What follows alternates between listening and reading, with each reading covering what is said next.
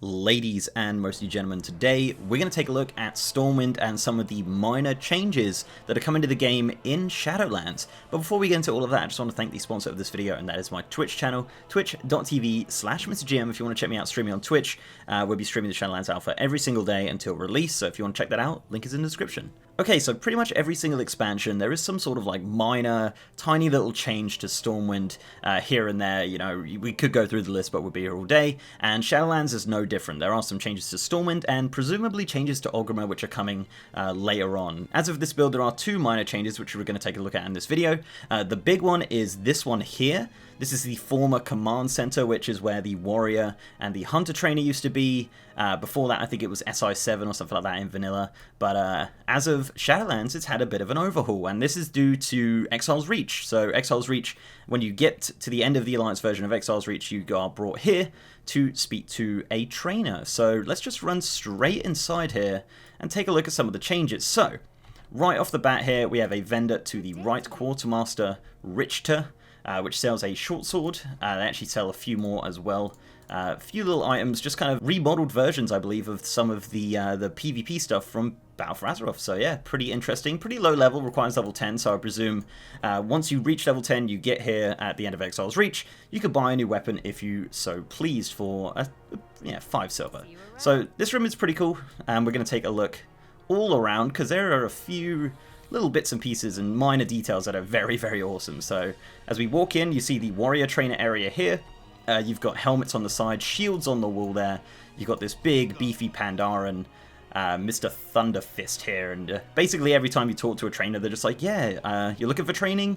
You're a demon hunter, you don't need us, we're not going to help you out. But you have two trainers here, and when you come here and you speak to a trainer that is relevant for you, they'll tell you a little bit about each of your specs, give you a little bit of information.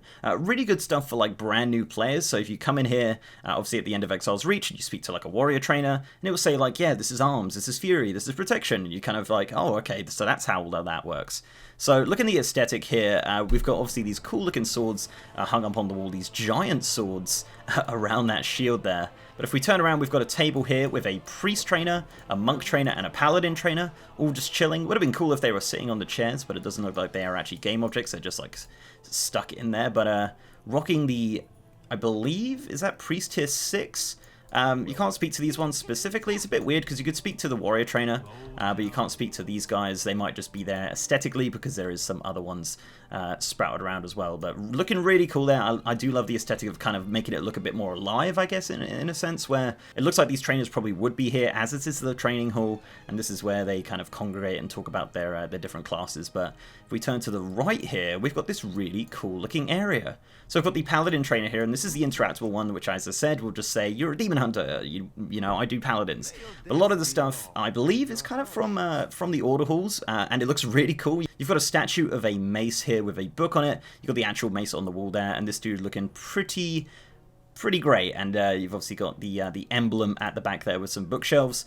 Next to him is a priest trainer, Patrice Lancaster.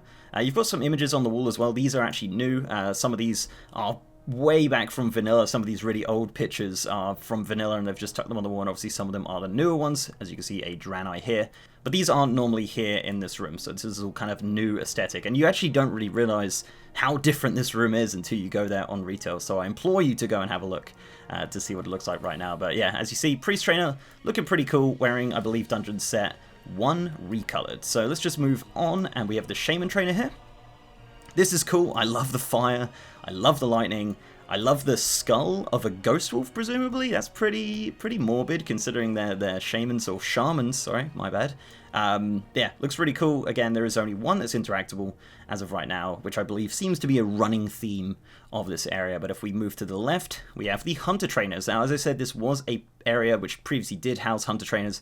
This is looking way cooler, though. You've got that huge thing from Northrend, I can't remember the name of it, but you can see they've been hunting it as they're hunters.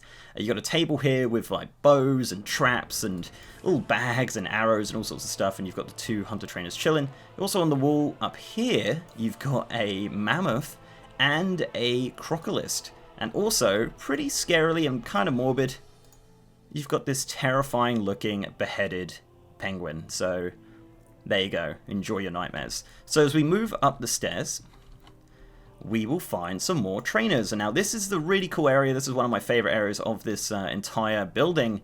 And you've got the monk trainer here meditating with this huge green bubble around him, looking really, really cool. Just chilling out, and he is interactable. Really, like, you know, little bits of assets here. You've got like this scribe thing here. You've got the banner. You've got the little Chinese lantern thing. It's, yeah, amazing. And a little pot of tea at the back there. And a little bonsai tree. That's kind of neat. So we move to the left of him, and we got two mage trainers. We have a mage trainer and a portal trainer. A floating book, again, probably reused assets, presumably from the Order Hall. If they're not, then my apologies. You've got a picture of Dalaran there, and yeah, it's really cool. You've got the mage logo and different armor sets on the wall, which I think is cool. I think that's tier 5 there, hanging up on the wall. And these guys, a lot of these trainers are also wearing tier sets as well. As I said before, this guy is no different here, rocking the tier 3, I think. I might be wrong. So then we come over to the druid area. This is the druid area. It's really cool. They've got a big statue of a druid bear.